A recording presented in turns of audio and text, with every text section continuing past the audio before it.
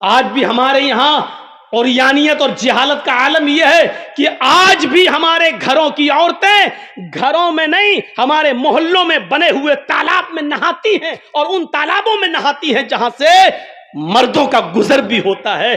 آج بھی ہماری جہالت اور ہماری اوریانیت اور ہمارے ننگے پن کا حال یہ ہے کہ ہم سمجھ ہی نہیں پا رہی ہیں کہ ہمیں گھر کے اندر جس عورت کے سر کا ایک بال تک دکھنا جائز نہ ہو، وہ ایسے تالاب میں نہائے جو سڑک پر بنا ہو، سڑک کے کنارے، اور جہاں مرد بھی گزر رہے ہوں اور عورتیں بھی گزر رہی ہوں۔ میرے پیارے ساتھیوں، اس کو ہم جہالت اور اوریانیت کے علاوہ اور کوئی دوسرا نام نہیں دیا جا سکتا، اس کو سننا پڑے گا۔ پرمپرا کہہ لو، رواج کہہ لو، لیکن پرمپرا اور رواج جب غلط ہو تو اس کو بدلنا چاہیے، اس کو چینج کرنا چاہیے۔ یہ بھی عبادت کا ایک حصہ ہے۔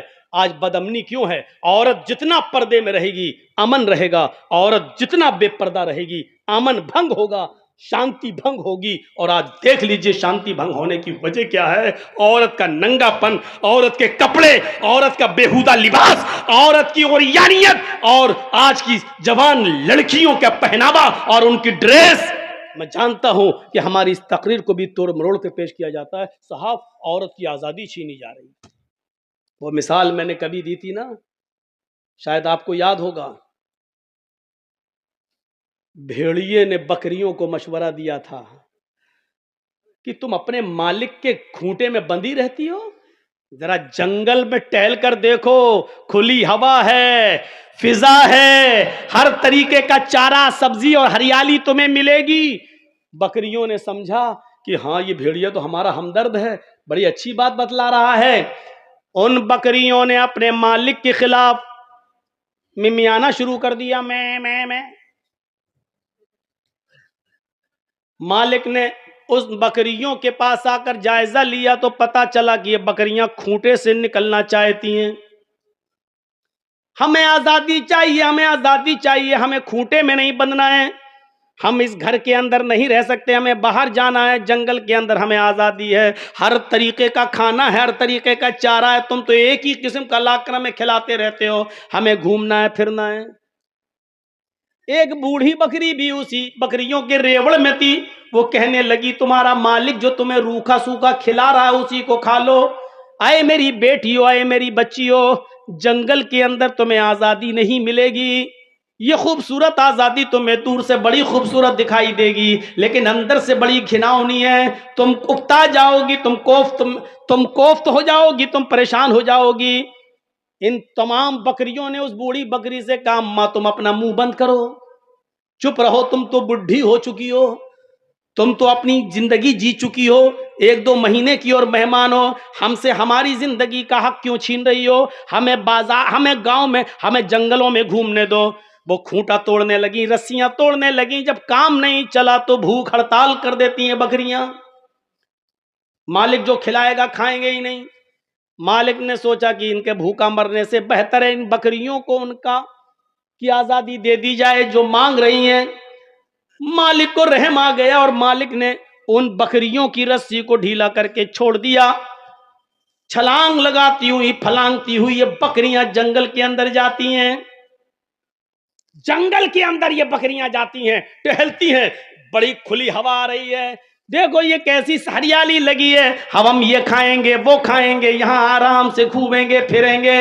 بوڑھی بکری اپنے مالک کو چھوڑ کر نہیں جاتی ہے، 1 مہینے کی ہی زندگی صحیح لیکن خیر و عافیت کے ساتھ تو رہے گی۔ جیسے یہ بکریاں اپنے مالک کی آزادی اس کے کھونٹے سے بندھن چھڑاتی ہیں اور جنگل میں جاتی ہیں، جو بھیڑیے آزادی بکریوں کی بات کر رہے تھے، جنگل کی کھلی فضاؤں میں گھومنے کی بات کر رہے تھے، وہیں پہاڑی کے دامن میں وہی بھیڑیے چھپے ہوئے تھے۔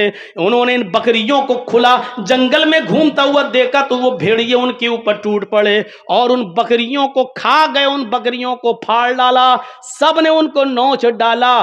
آج جو عورتوں کی آزادی، ان کو گھروں سے نکال کر آزادی کی بات کر رہے ہیں، یہ وہی بھیڑیے ہیں جنگل کے، یہ وہی بھیڑیے ہیں جنگل کے۔ ان عورتوں کو اتنا آزادی دے دی جائے گی تو یہی بھیڑیے ان کو نوچ ڈالیں گے، کھا ڈالیں گے. دیکھ لیجئے کیسے کیسے واقعات سامنے آتے ہیں کہ فلاں منتری نے فلاں کی لڑکی کے ساتھ بلاತ್ಕಾರ کیا ہے, اس کے باپ نے کورٹ میں مقدمہ دائر کیا, گواہی دینے جا رہا ہے تو باپ کو بھی راستے سے ہٹا دیا. جو اس لڑکی کے فیور میں گواہی دینے جانا چاہتے تھے اس کی ان گواہوں کو بھی مروا دیا. آج دیکھ لیجئے میرے پیارے ساتھیوں, یہ واقعات آپ کو بہت آسانی کے ساتھ سننے کو مل جائیں گے, پڑھنے کو. جو آزادی نسواں, عورتوں کی آزادی کا نعرہ لگاتے ہیں, وہی چھپے ہوئے بھیڑیے ہیں جو ان عورتوں کی آزادی کا ناجائز فائدہ اٹھاتے ہیں. ورنہ بتاؤ کون سا ڈپارٹمنٹ آج ایسا ہے جو بدنام نہ ہو, اور جہاں لڑکیوں کو ان کی مرضی کے مطابق اگر کوئی سروس یا کوئی نوکری ملتی ہے اور ان کا جسم صحیح سلامت رہتا ہو. کوئی ایک ڈپارٹمنٹ بتا دو جہاں ان کو ان کی مرضی کے مطابق ڈپارٹمنٹ ملنے کے لیے ان کے جسم کا سودا نہ کیا جاتا ہو. اور اس معاملے میں فلمی دنیا سب سے زیادہ بدنام ہے. میرے پیارے ساتھیوں, یہی وہ آزادی ہے جو تم مانگ رہی ہو, اور یہ وہی بھیڑیے ہیں جو تمہاری آزادی کی فکر کر رہے ہیں اور تمہیں حق دلانا چاہتے ہیں. میرے اس معاملے کو ہماری ماں اور بہنوں کو سوچنا پڑے گا اور سمجھنا پڑے گا. اسلام نے تمہیں جتنی آزادی دی ہے اتنی کافی ہے, اور جتنا تمہیں کسی بندھن میں رکھا ہے وہ تمہاری حفاظت کے لیے, تمہاری قیمتی چیز کی حفاظت کے لیے. ذرا تصور کرو, تمہاری وہ قیمتی چیز ہے, اس قیمتی چیز کی حفاظت کے لیے اللہ کے نبی نے یہ اصول بنا دیا کہ اگر کسی کی ماں, کسی کی بہن, کسی کی بیٹی گھر کے اندر موجود ہے اور اس کے دروازے بند ہیں, پھر بھی کوئی سوراخ سے جھانک کر تمہارے گھر میں تمہاری ماں, بہن, بیٹی کی عزت و آبرو کو دیکھنا چاہتا ہے, اور تمہاری نظر اس کے اوپر پڑ جاتی ہے کہ کوئی ہے جو ہمارے بند دروازے اور بند کھڑکیوں کے باوجود ہمارے گھر کی جاسوسی کر رہا ہے, ہماری ماں, بہن, بیٹی کو تک رہا ہے, تو اس آدمی کو حق دیا ہے کہ وہ دروازہ کھولے, چاقو یا چھری لے کر آئے اور گھر کی جاسوسی کرنے والے, تاک جھانک کرنے والے کا مرڈر کر دے, اس کو قتل کر دے, تو قتل کرنے والا گناہگار نہیں مانا جائے گا. ہم بھارتی لاء کے حساب سے بات نہیں کر رہے ہیں, ہم اسلام کی پیرائے میں بات کر رہے ہیں. ذرا تصور کرو کہ وہ کتنی قیمتی چیز ہے جس کے لیے اسلام اس بات کی اجازت دیتا ہے کہ اگر اپنی ماں, بہن, بیٹی کی عزت و آبرو کے بچانے کے لیے اگر تم کسی کا مرڈر کرتے ہو, قتل کرتے ہو, تو تم قاتل نہیں لکھے جاؤ گے, اور اگر جواب میں اس نے تمہیں مار دیا تو تم شہید کہلاؤ گے. ذرا تصور کیجیے کہاں ہیں ہم. تو منافقوں نے کون سا لفظ استعمال کیا تھا؟ عورت. ان بیوتنا عورت, ہمارے گھر ننگے ہیں. آئیے, قرآن نے جو پردہ بتایا ہے, قرآن نے جو پردہ بتایا ہے, جن لوگوں سے پردہ بتایا ہے, وہ ایک لمبی لسٹ ہے کہ ان سے پردہ, ان سے پردہ, ان سے پردہ, ان سے پردہ, اور جن سے پردہ نہیں ہے اس کی بھی ایک لمبی لسٹ ہے. ان سے پردہ نہیں, ان سے پردہ نہیں, اس میں باپ بھی شامل ہے, سسر بھی شامل ہے, ان سے پردہ نہیں ہے. اسی طریقے سے ساس کا داماد سے پردہ نہیں ہے. پوری ایک لسٹ ہے قرآن کی. اس لسٹ کو بتاتے بتاتے قرآن کریم میں یہ آیت بھی موجود ہے, اب الطفل الذی لم یظہروا علی عورات النساء. یہاں پر بھی عورات کا لفظ استعمال ہوا ہے. یہاں پر بھی عورت کا پلورل عورات یوز کیا گیا ہے. اب الطفل الذی لم یظہروا علی عورات النساء. طفل کہتے ہیں چھوٹے سے بچے کو. طفل جو بچہ بھی گھٹنوں کے بل چلتا ہے یا اٹھ کے چلتا ہے, 5-6 سال کا ہے, چل رہا ہے, اٹھ رہا ہے. قرآن اس بچے کے بارے میں کہہ رہا ہے, اے عورتوں, اے خواتین, اے میری بندیوں, تم ان سے پردہ نہیں کر سکتی ہو. سسر سے پردہ نہیں ہے, شوہر سے پردہ نہیں ہے, بیٹے سے پردہ نہیں ہے, ان سے پردہ نہیں ہے. اب الطفل الذی لم یظہروا علی عورات النساء. تمہیں پردے میں چھوٹ دیتے ہوئے ان بچوں کو سے بھی پردہ نہ کرنے کی چھوٹ دی جا رہی ہے کہ تم ان بچوں سے بھی پردہ نہیں کر سکتی ہو. علی عورات النساء, جو ابھی عورتوں کے پردے، ان کی سطر، ان کی شرمگاہ اور ان کے ننگے پن کے بارے میں نہیں جانتے.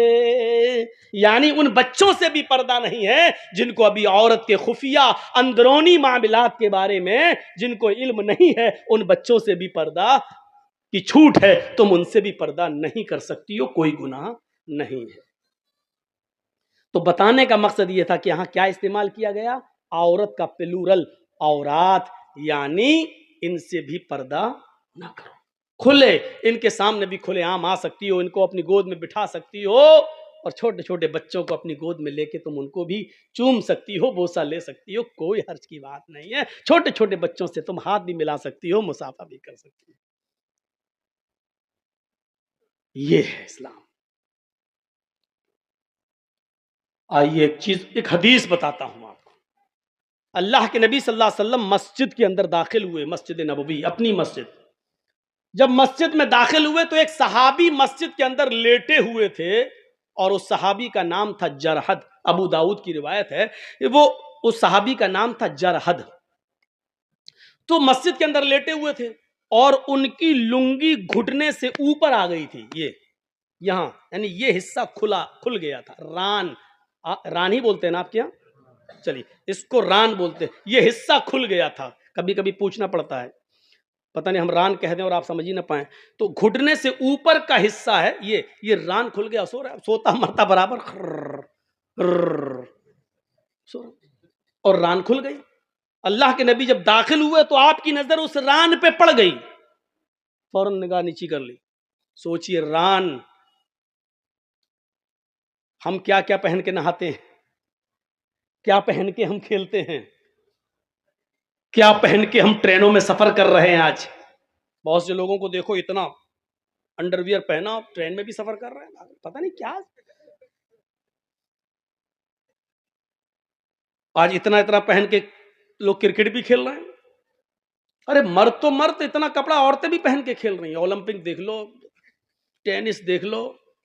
اب نام نہیں لوں گا میں، ضروری نہیں سب کا نام لیا جائے، اور نام لینے کی ضرورت کیا ہے. اسلام تو علل اعلان ایک حکم نافذ کرتا ہے، وہ کسی کے اوپر بھی جا سکتا ہے. تو اس صحابی کی جب ران کھل گئی تو اللہ کے نبی صلی اللہ علیہ وسلم نے ان کو آواز دے کے اٹھایا، جرحد جرحد جرحد. حضرت جرحد اٹھے کیا؟ تو آپ نے جو جملہ کہا، اما علمت ان الفخذ عورت، دیکھیے جملہ اور اس پہ لفظ کیا؟ عورت. ان الفخذ عورت. اے جرحد، اما علمت، کیا تمہیں نہیں معلوم؟ اما علمت، کیا تمہیں پتہ نہیں ہے؟ اما علمت، کیا تمہیں یہ بات نہیں بتائی گئی؟ کیا تم اس بات سے واقف نہیں ہو؟ کیا اس بات سے تمہیں خبردار نہیں کیا گیا؟ کیا تمہیں نہیں معلوم ان الفخذ عورت، کی ران بھی برہنہ ہے، ران بھی ستر ہے، ران بھی ننگے پن میں شامل ہے، یعنی ران کو بھی چھپایا جائے گا. ان الفخذ عورت، یہ ران بھی چھپانے کی چیز ہے، ستر ہے.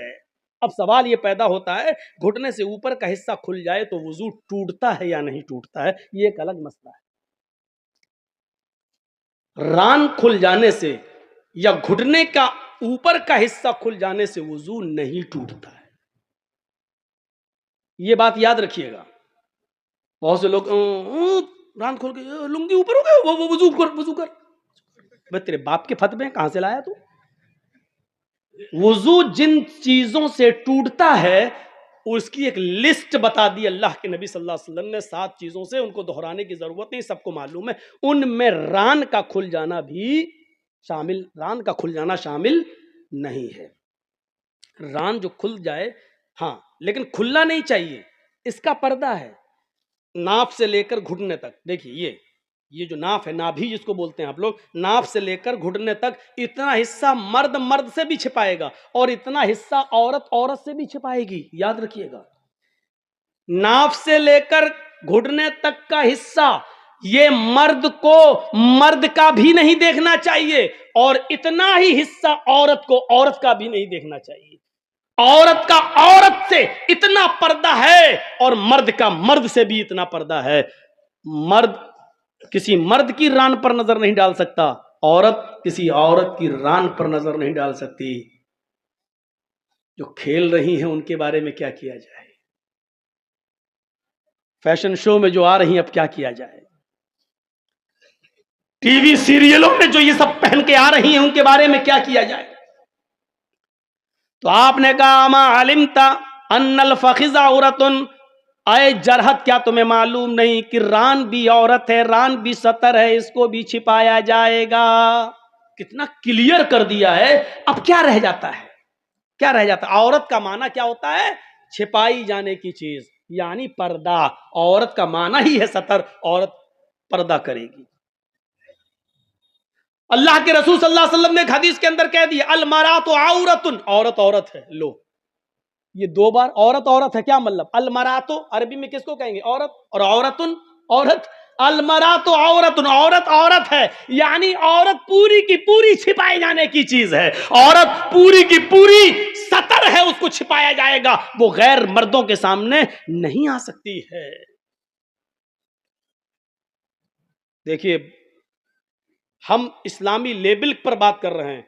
अब आप वो सब सवाल मत करिएगा कि मौलाना साहब चुनाव लड़ना कैसा है, फला कैसा है, वो सब आप अपने पास रखिएगा। वो अपने इंडियन हालात के तहत और मद्देनजर आप अपना फैसला कीजिएगा। यहाँ हमें आपने राजनीति सुनाने के लिए नहीं बुलाया है, यहाँ कुरान और हदीस सुनाने के लिए आपने बुलाया। इसलिए मैं कुरान और हदीस का, बहुत सी डिबेटें होंगी, नहीं दिखाओ इस्लाम में कहाँ है, टीवी में चल रहा है, डिबेट चल रही है। हमारे मोबाइल में कुछ ऐप ऐसे भी हमने डाउनलोड कर रखे हैं कि कभी कभी सफर में हम सुन लें कि जी न्यूज़ क्या कह रहा है, इंडिया टीवी क्या कह रही है, तो हम लोग सुनते रहते हैं। डिबेट में एक ने तो यहां तक कह दिया, कोई लड़की ने, किसी मौलाना डिबेट में आए थे, उनसे कहा कि आप कुरान की कोई एक ऐसी आयत दिखा दो, एक ऐसी आयत दिखा दो कि जिसमें औरत को हिजाब का हुक्म दिया गया हो, पर्दे का हुक्म दिया गया हो। इस तरीके की डिबेटें हो रही हैं मेरे भाइयों, इस तरीके की डिबेटें।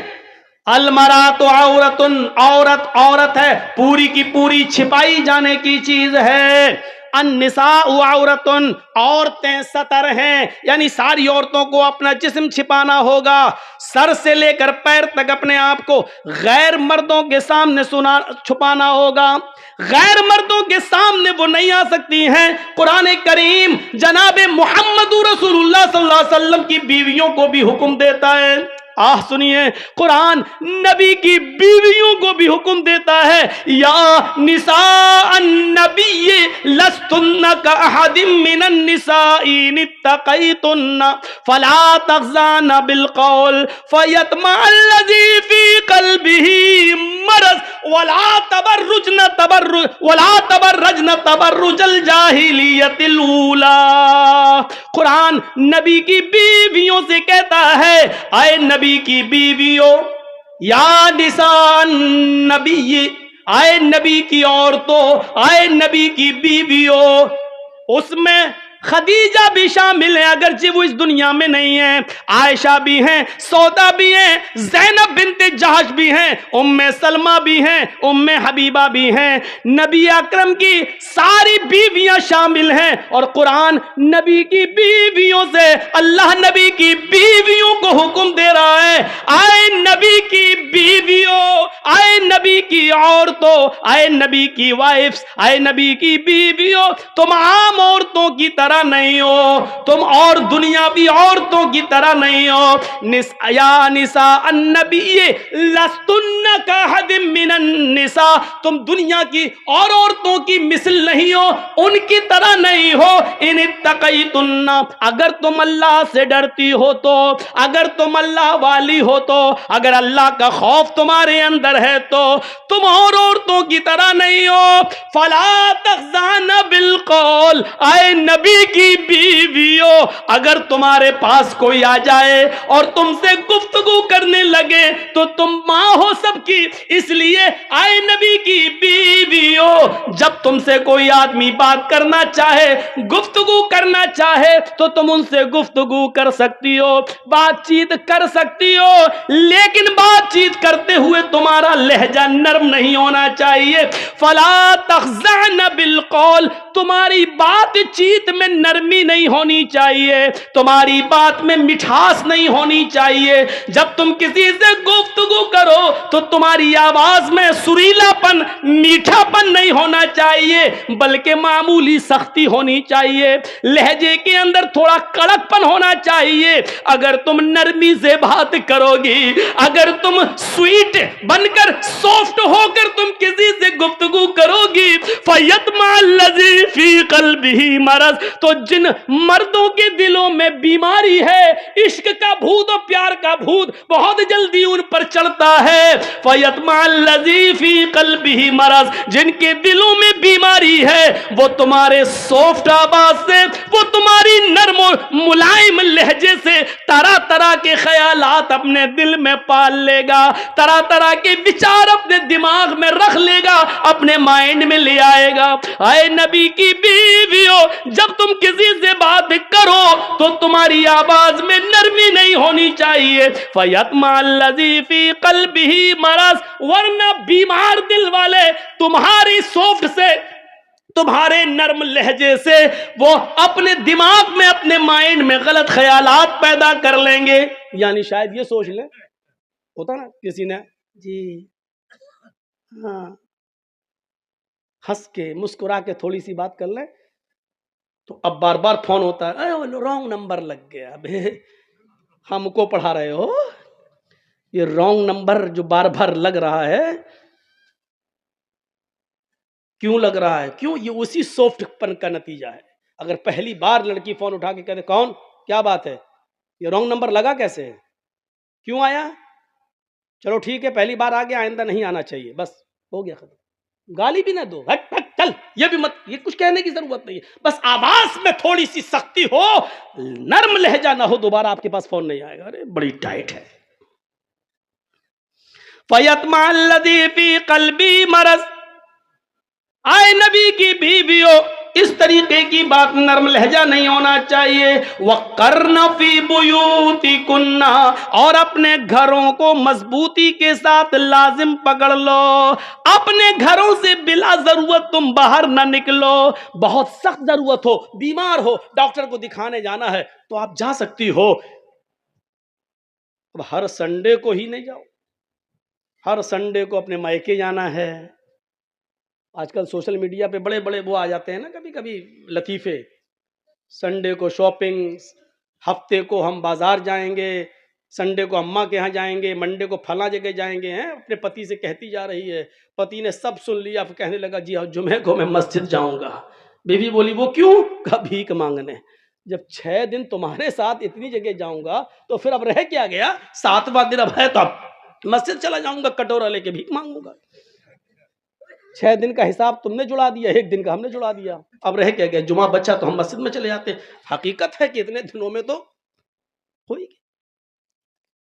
عجیب حالات ہیں۔ ہماری ماں بہنوں کو ایک تو اپنی زبان پر لگام دینا ہوگا، بولتی بہت ہے، کچر کچر کچر کچر کچر، رک نہیں سکتی۔ شاید آپ نے سنا ہوگا کہ آم کے پیڑ کے نیچے 2 عورتیں باتیں کر رہی تھیں، اچانک ایک آم ٹوٹ کے گرا، تو ایک عورت دوسری سے کہنے لگی ارے یہ اوپر سے کیسے گر گیا؟ دوسری کچھ بتانے ہی والی تھی کہ آم خود بول بیٹھا، تم دونوں کی باتیں سن کر میں پک گیا اس لیے گر گیا، تم دونوں کی چیچے میں سن کر میں پک گیا اس لیے گر گیا۔ پکنے کے بعد ہی آم گرتا ہے کہ میں پک گیا گر گیا۔ تو اتنا بھی کچر کچر نہیں ہو کہ دوسرا بھی پک جائے اور بول پڑے۔ تو ایک تو اپنی آواز پر کنٹرول کرنا ہوگا، اور ایک اس چیز پہ کنٹرول کرنا ہوگا، وَقَرْنَ فِي بُيُوتِكُنَّ، اپنے گھروں کو لازم پکڑ لو، مضبوطی کے ساتھ پکڑ لو، وَلَا تَبَرَّجْنَ تَبَرُّجَ الْجَاهِلِيَّةِ الْأُولَىٰ، اور اے نبی کی بیویوں زمانے جاہلیت کا بناؤ سنگار کر کے باہر نہ نکلا کرو، بےہودہ کپڑے پہن کر نہیں، زمانے جاہلیت کا فیشن کر کے گھر سے باہر مت نکلو، وَلَا تَبَرَّجْنَ تَبَرُّجَ الْجَاهِلِيَّةِ الْأُولَىٰ، کیا مطلب؟ زمانے جاہلیت کی گند مت پھیلاؤ۔ یہ اللہ نے حکم کس کو دیا؟ نبی کی بیویوں کو۔